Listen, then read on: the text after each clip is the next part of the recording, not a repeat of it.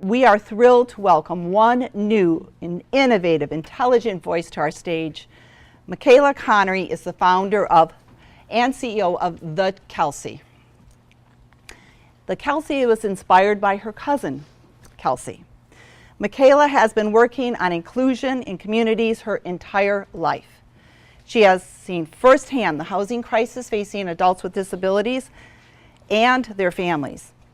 As a research fellow at the Harvard Joint Center for Housing Studies, she spent a year studying the issue in detail. The Kelsey exists to turn the challenge of disability housing into an opportunity for inclusive community. Micaela completed her Master's of Public Policy at the Harvard Kennedy School, focusing on housing, disability inclusion, and community development. She was a trained fellow at the Harvard Social Innovation and Change Initiative, where she worked on designing the Kelsey. In 2017, she received her MBA as a Mitchell Scholar in the Smurfit School at University College Dublin. The Kelsey is currently citing their first projects in the San Francisco Bay Area and recently received seed funding from the Chan Zuckerberg Initiative. Please join me in welcoming Michaela Connery. What is really a crisis? And I think some of the numbers nationally and we see in the Bay Area, and I'm sure you all see here in the Chicago area and in the state of Illinois, the numbers are scary. And we talk a lot about the disability housing crisis. And we agree there is a crisis that we need to address through a combination of public policy, philanthropic seed funding, and public-private partnerships. So we need to find new solutions. But we really, at the Kelsey, think about this not just as a crisis, but as the opportunity of inclusive community development. So how do we take what we see as a really big challenge and actually turn that into thinking about what is the opportunity and what are our communities missing when they're not inclusive? So how do we realize that opportunity and make those communities the most inclusive they can be? My journey in inclusion started with my cousin Kelsey. So Kelsey and I were born 4 months apart. We went through really every life milestone together. So when we were kids, literally as young as 9, my mom and her sister Shalene had the brilliant idea that Kelsey should go to summer camp and I was going to go with her. And so I was Kelsey's direct support at a sailing summer camp in Rhode Island, and we went together and sort of fumbled through it and had a very interesting and exciting experience. Then when I was in high school, I founded an organization called Unified Theater that does school-based inclusion for young people with disabilities. And I think inclusion in schools was something Kelsey experienced through the different inclusive education programs she went through and participation programs like Best Buddies. And in my school, inclusion was through a program that I founded called Unified Theater. And when we got into our 20s, it started to shift from those really fun youth experiences to saying, what happens when we become adults? And I think around the age of 20, we both started to go through similar things, which was we were sick of living at home with our parents. And so it really started to beg the question. I saw this to be the case, not just for Kelsey, but also for the young people we worked with in Unified Theater. It was that young people with and without disabilities were growing up in these very exciting, very promising inclusive programs, and they were being made a promise that when they became adults, the skills that they learned and how to be inclusive citizens with and without disabilities, they turned 22 and it was like the floor fell out from under them. And we were preparing kids for an inclusive adulthood that didn't exist at all. And so that was really when I decided that I was going to focus specifically in on what happens when adults with disabilities become adults.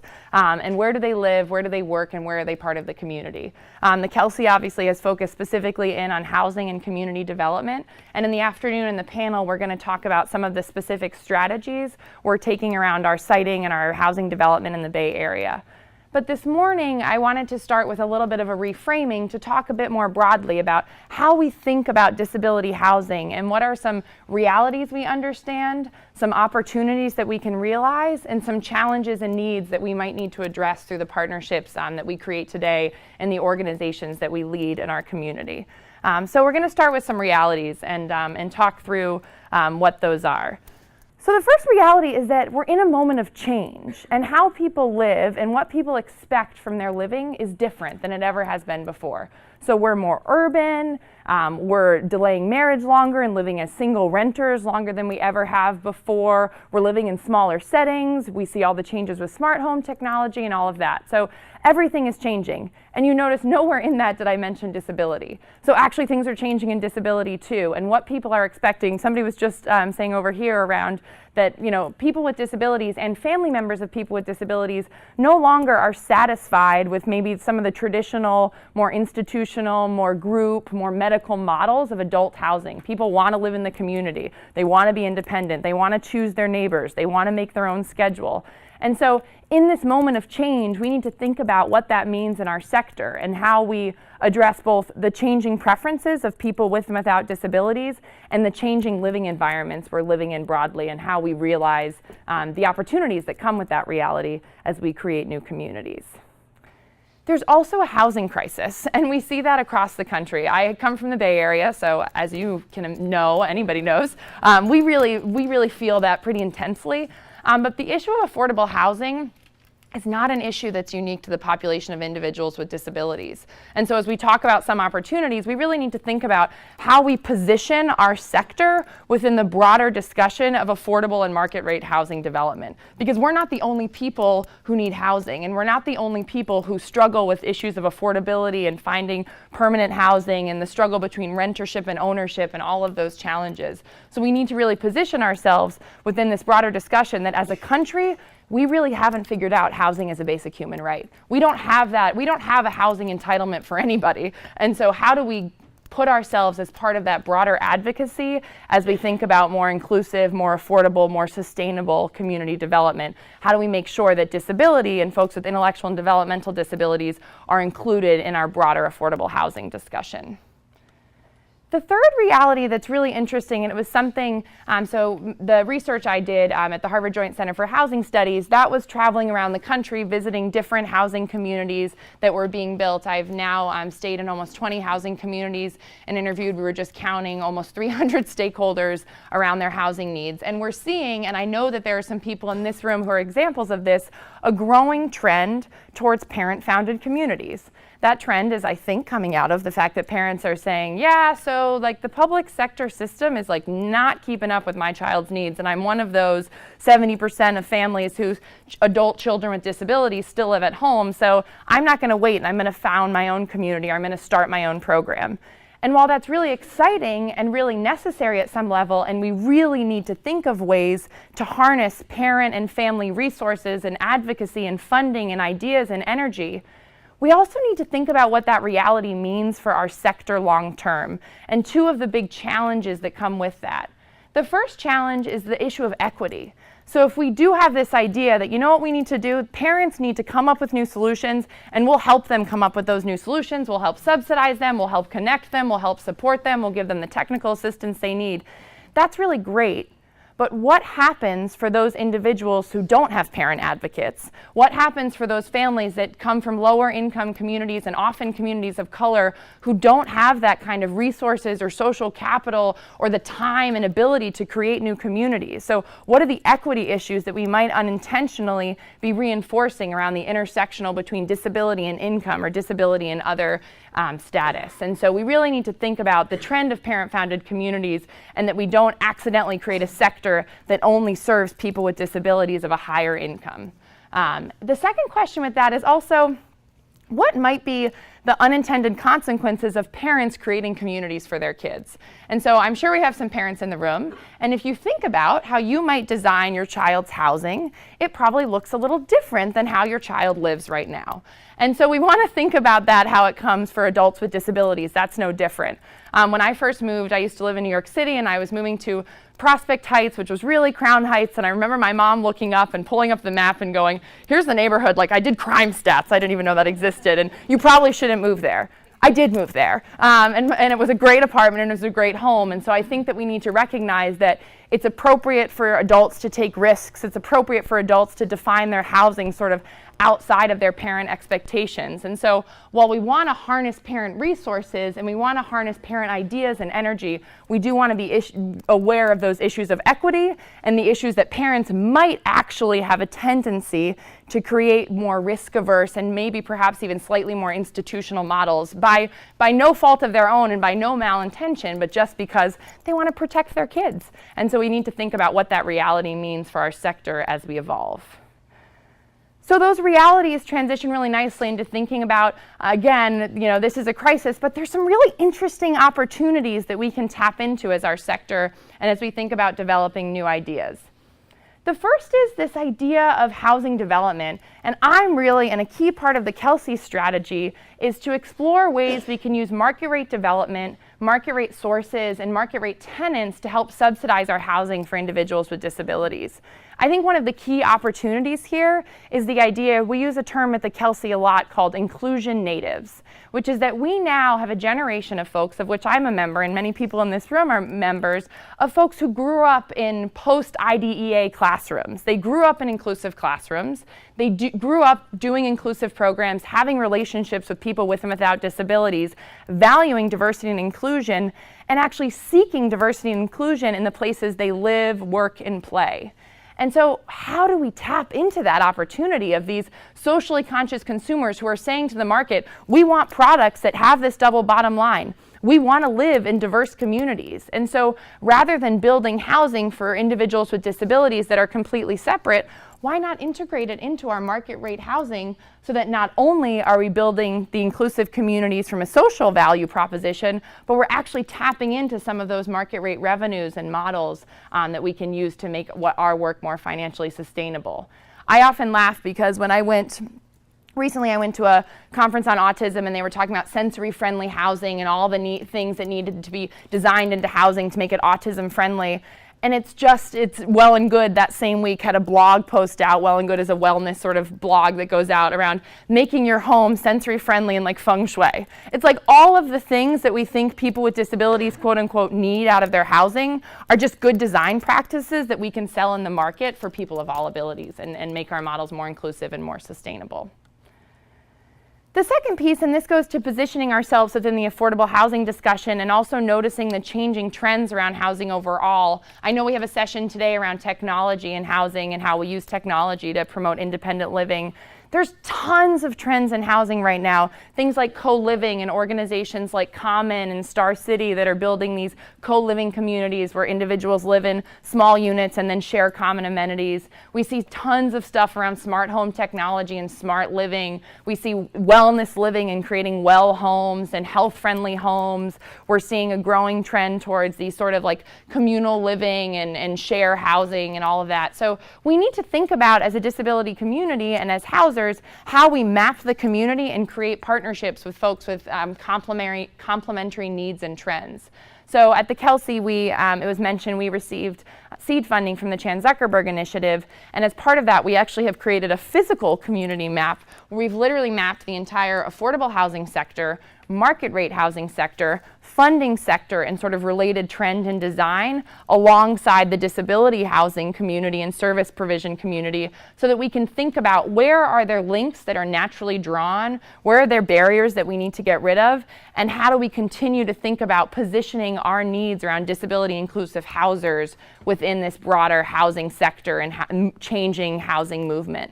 And I think, when we talk about our vision, I would love in 30 years for there to be no disability housers, because disability is just naturally included in all affordable and market rate and mixed income developments. We just have inclusive communities. And so how do we continue to make sure that we're injecting ourselves into these other community partners to make that vision possible? The last opportunity is what we spoke about, and I'll transition around not just the inclusion natives, but around cities. And I think we spoke about cities and even like large towns, is that there's a tendency towards over-amenitizing our disability housing. I see a lot of people saying, we're going to build this housing, and on the ground floor, there's going to be a cafe and a health center and a theater and an art studio and a job coaching center. And that's all really exciting, but actually that's not really natural. We live in cities where those amenities are around us all the time, and part of living in the community is going to the community to access those amenities. So we're working on a design workshop at the beginning of November around designing an inclusive city. And that means that it's not just about what happens in your building, but it's about what happens around your building and how you make pathways for the individuals with and without disabilities that live there to access full inclusive community-based life. So we really need to look at, when we think about housing development, it's also about community development and how we build that wraparound and use the opportunities of cities. Cities are such interesting places where people of all abilities and incomes and backgrounds and ages intersect. And so how do we leverage that and create these really exciting, vibrant, diverse communities where people with disabilities are included across all facets? And we'll end on a high note, but I do want to mention some needs and sort of challenges, and then we'll come back to the opportunity. But there are some needs and challenges that we do need to address. I am, as you might have been able to tell, I'm an eternal optimist, but I also understand that there are some challenges that we need to work through. The first is this question of balance. And as I started off in this research, and I also started off going to the community, there's a lot in our community around like either or, and the idea that a setting is either inclusive or fully supportive of people with significant medical or behavior needs. A program is either really, I went to so many conferences where it felt like it was either a bunch of parents or a bunch of self-advocates. It was either around market rate development or it was around affordable housing development. It was either a public program funded by the public sector or it was a privately financed making, super high cash yields and never going to be in touch with sort of our affordability needs. And so the Kelsey is really working on, and I encourage all of us to work on, how to balance and how to bring those areas together and make sure that we're pulling parents and self-advocates together. We're pulling market rate and affordable together. We're recognizing that it's a false dichotomy to say that a setting is either, and this is why I was excited to come to this conference because I think Center for Independent Futures gets this so well, that it's a false dichotomy that a setting is either supportive or inclusive, that those two things can happen alongside each other and together. To think through some of the more challenging questions around either or on service delivery, we use a new framework within our work called the care choice access sort of balance. And that came out of the idea that around this idea of balancing and talking about making macro policies and systems change level goals, everybody kept saying one size does not fit all. And that's so true, that there are all these sort of differences in diversity and that every single person that you meet with a disability is going to have a different housing need and a different preference and a different desire. But candidly, nobody makes policy on a one by one by one by one basis, and it's really hard to design scalable models on a one by one by one basis. And so we spent a lot of time internally looking at how do we think broadly around a way to capture the diversity of disability in how we design new programs. And so in the paper that I know was distributed earlier, I noticed that there were sort of historical periods in disability around a care period, sort of the Kennedy period of let's care for and help people with disabilities and make sure that they're protected and safe. And then we saw the access sort of ADA period, which was a lot about how do we create opportunities for folks with disabilities to access everything, people, places, experiences that anybody without disabilities can access. So there was the access period. And then we've seen increasingly a choice period around either self-advocates saying, hey, I'm going to make the choices for myself, or increasingly you're now seeing a whole nother choice period coming up with some parent communities saying they have, choice on sort of making choices on the types of communities their children live in. And so we have these sort of historical periods of care, choice, and access. And I would argue that we need to think about always how to balance these three together. So when you design your housing, or when you design a service program, or when we talk to policymakers on how they design a policy, how do we think first about, yes, providing care and making sure that a person has care, but also about these other two areas too, and not overly biasing the care approach, which tends to be heavy on how we think of these. We think it's important to think about the order in which you think through these things. So we actually start with the bottom around access, choice, and care in that order. First is to say, how do we give people with disabilities the access to everything that they could ever desire, places, people, experiences? Then, how do we give them the choice on deciding what they actually do want to access? So once we've opened all the access, then it's up to an individual to make a choice. And then how do we layer in the care that's necessary for an individual to be successful in that choice that they've made? And so really thinking through designing programs with access, choice, and care, and that balance between all three of them might help us deal with some of these false dichotomies that our sector has created. So really thinking through the need to think through the balance of those areas. The last thing is to recognize some of the challenges in the pipeline and thinking not just for our short-term solutions, but as we design our short-term solutions to do those with our long-term sector sustainability in mind. The first is the recognition that the parent-founded piece, and that we need to be careful that today, the emergency that we have today around crisis doesn't lead to unintended consequences 20, 30 years down the road when we say, oh shoot, we accidentally, with these parent-founded communities, may have created a whole new generation of different institutions by another name. Or no, we accidentally created a whole housing sector that was only accessible to middle to high income families, and now we have like an even scarier crisis among a certain population with disabilities. So we really need to think about that both in the short term but also in the long term. The second is the recognition that your housing preferences change as you age. And I think that's very scary for folks, because often in our sector we talk about, okay, find a person housing, once they have it, they'll stay there forever. I have moved, I'm not even going to try to count because it's a lot, but I've moved a lot, and I would say my peers who are of my same age have moved a lot in their 20s and 30s, and even now, in your 30s and 40s, people still don't stay in the same place their whole life. And what you want for housing in your 20s versus in your 40s versus as an older adult might look different. And so we really need to think about how we plan for those changes and give people, one, an opportunity to move, and also in particular, increasingly I'm finding people talking about, well, disability and senior housing, those go well together, right? And so I think we also need to think about, if for folks in their 20s, 30s, and 40s, how many of us lived in or live in older adult or aging communities as people in our 20s, 30s, and 40s? That's not really the case. And so to make that assumption that it's appropriate for a young adult with disabilities to live in senior housing, if they happen to really like that, great, but let's not make that the automatic assumption, and that's a real challenge. We're talking a lot about dual diagnosis lately and behavioral health. That obviously comes up a lot in the Bay Area around our issues of chronic homelessness and the ties between that and mental health issues, but also dual diagnosis with mental health and developmental disabilities. So we do need to think about one of the challenges of where behavioral health fits into this, and also more broadly the diversity. We're here and talking a lot about developmental disabilities, but there's sort of the broader disability umbrella and how we bring our communities together, where things are specific to a certain diagnosis versus where can our advocacy benefit the disability community overall. I still think we need to consider, and if anybody's doing interesting work in housing quality evaluations, we have the national core indicators. They're fine. I don't think we really have a robust measurement system of what makes a quality community-based living or quality housing and residential experience for an individual with disabilities, so measuring that.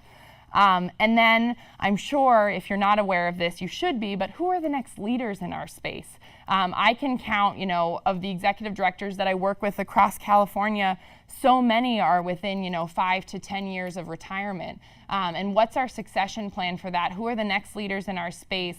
How do we create a robust generation of direct service providers? I'm increasingly interested in what sort of TFA did for teaching and education, and for, it's not a perfect system, but it did elevate the sector of it and having sort of a sexiness to go into education out of some of our, highest quality undergraduate institutions. What would it look like for us to create that equivalent in the direct service world? How could we create a core, and actually in some ways it might fit better because we don't mind if someone just does it for 2 years. Could we create a core of direct service providers who work for a 2-year period in direct service in residential or employment or other supports that bring young people into our sector and give them experience of inclusion and inspire them to be long-term participants in the work that we're doing? So thinking creatively about how we build our sector.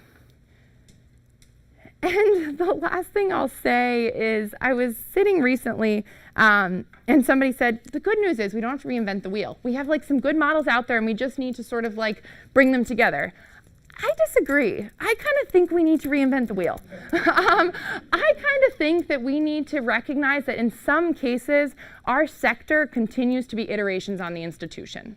We started with the institution, and then we kind of said, okay, let's make like smaller institutions. Okay, now let's make like scattered institutions. Now let's make the institutions again, but in these kind of communities that have like prettier design. And so I do think that we really need to consider, and we do a lot of design thinking workshops of saying, if you knew no reality, if anything was possible, what would be the housing you would want for yourself as a person with or without disabilities? If you could create anything, what would be the housing? Don't tell me it looks like a group home, but like, take away all of those words, and what would you design? What would it look like? How would people interact? What would the community values be? How would services be delivered? And so I really do think while we can learn from existing models, we shouldn't be limited by this idea that, you know, disability housing looks a certain way, because that is limiting us and I think still getting us away from the fullest realization of inclusive community-based living that I know is possible.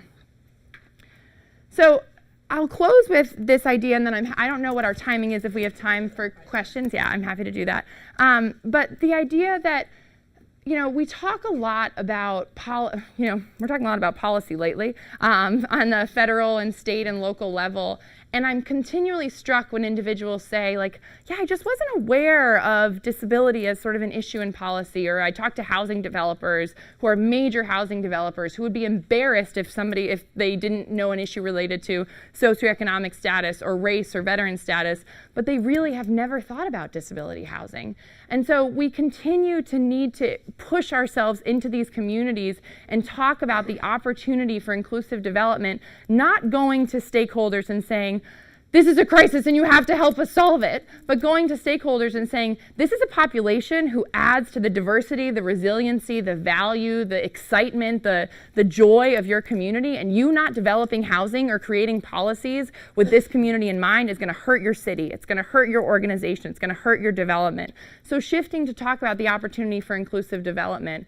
And I'm not just obsessed with inclusion, and I am obsessed with inclusion, but I'm not just obsessed with inclusion for the idea of what it does for the residents who live in that community day to day. But until we have people with disabilities who are on a regular basis visible neighbors and visible parts of our community, these broader political issues on healthcare funding or employment or housing funding, we need allies, and those allies need to not think of it as this abstract population that we're helping over there. These allies need to think of it as, this is someone who impacts my neighbor and my friend and my coworker. And so I think inclusive development is not essential for what we do for those communities today, but it's essential for our broader mission towards making sure people with disabilities are valued members of our community and valued contributors to our society. So thank you for letting me share that, and I'm happy to answer any questions.